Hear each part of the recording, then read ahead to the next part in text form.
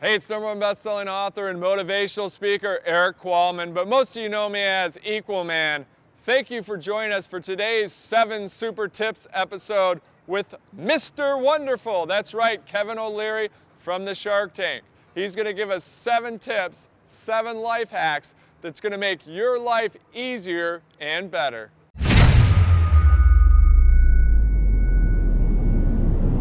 Last time we heard, we talked about your meeting with Steve Jobs, and I've read a lot about Steve Jobs since he passed away, and people talk about how he was so unbelievably difficult and tough in a way. Yes, he was. Would you characterize him that way, yeah?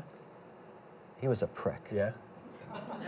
But do you have to be that way to accomplish what he's done?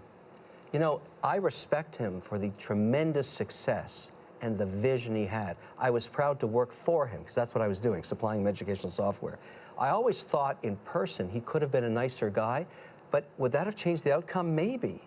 He was a genius. And I remember him saying, I asked him about, well, maybe we should do some market research on this before we spend $2 million on a particular product we're doing for Rita Rabbit. And he said, we don't do market research. We tell them what they want. And I thought, wow, not only is that arrogant, but it's brilliant. Yeah. And it worked. Right. And so I said, okay, big guy, let's do it. And it was very successful.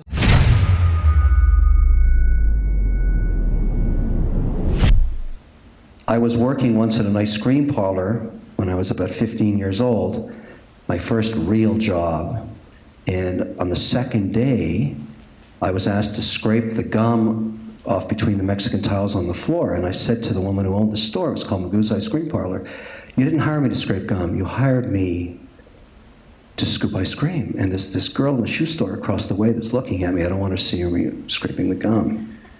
And she said, what are you talking about? I own this store. I'll do anything I want with you. Get down on your knees and scrape that gum. And I said, I'm not doing it. She said, you're fired. Last job I ever had. I owe that woman everything.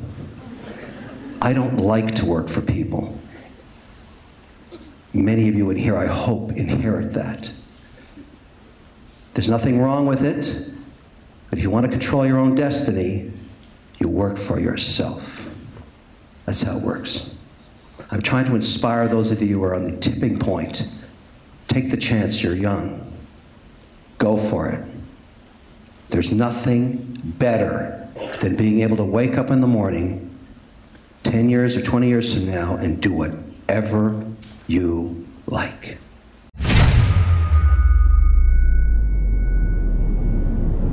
Unfortunately, one of the great benefits of technology is productivity. One of the big downsides, it's incredibly distracting.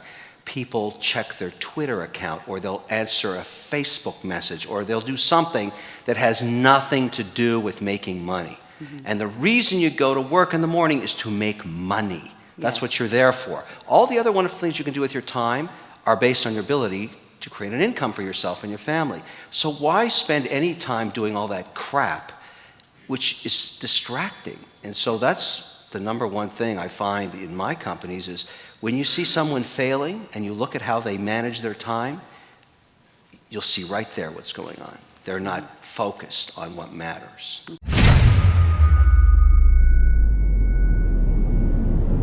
You know, I tried working for somebody when I was very young, and they fired me. Right, and ice cream. Right, and it was a very, very profoundly, affected me profoundly, and I just said, I'm never working for anybody again.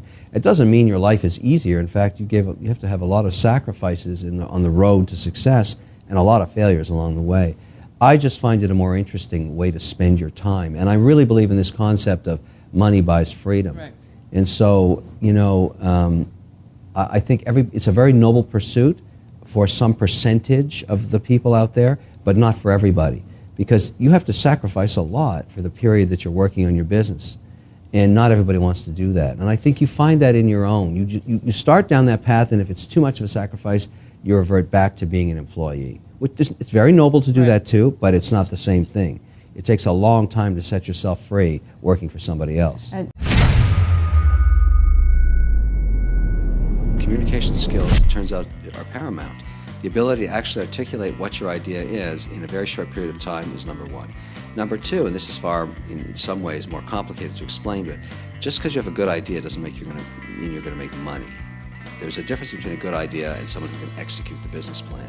So you spend the next 5 minutes of a presentation explaining why you're the right person to actually execute the plan. And this is far more complicated because you get peppered with a whole series of questions in any presentation that you're trying to raise money for, whether it's on Dragon's Den, Shark Tank, or out somewhere else. How much of your own money have you put into this business? I put $50,000 of my own money, and I haven't taken a salary out of this company in a year and a half. Crimea River. You have to go through that gauntlet to prove that you're the right person or your team are the right people. And if those two things come together, then the magic starts. That's when a team or a person starts to sizzle like an isotope, because clearly they become a leader. It's clear that they're different than everybody else. Not only can they articulate their idea, they can actually convince you they can execute it. That's the kind of entrepreneur I want to finance.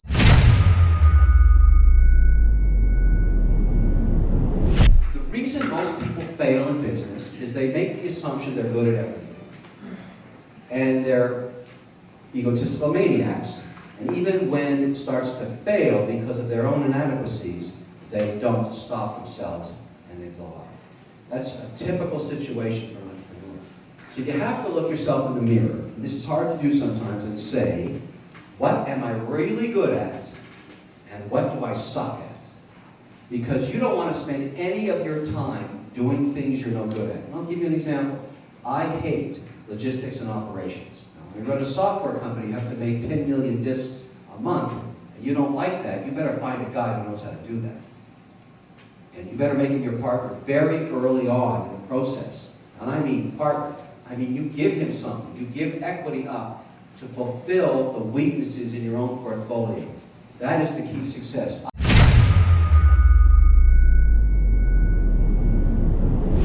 I've also learned over a long career that everybody's replaceable.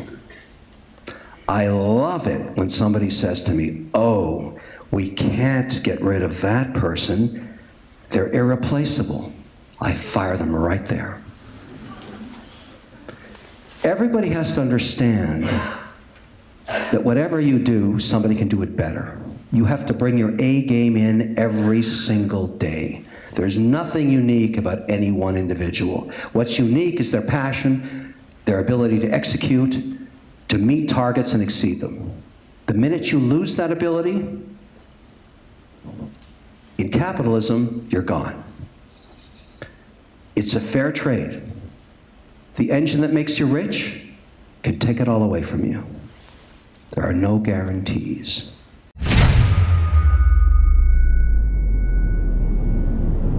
Once again, this is Equalman. Thank you for watching today's 7 Super Tips with the one and only Kevin O'Leary from the Shark Tank, or Mr. Wonderful. And I know he provided us with some wonderful super tips that'll help you lead a happier and healthier life. So subscribe to our channel for more 7 super tips from some of the world's greatest leaders, and it'll help you improve whatever you're trying to do. And until next time, remember, it's not what we take from the world, it's what we leave behind. You're sweating a lot, dude. Yeah. We should weigh you before and after we shoot. Maybe you could post-produce an image that has a person sweating, but right now it'd be good if, oh, we should have grabbed Monica, because then we have another camera showing how bad you're sweating right now. All right, look at the doggies, Goldens. All right.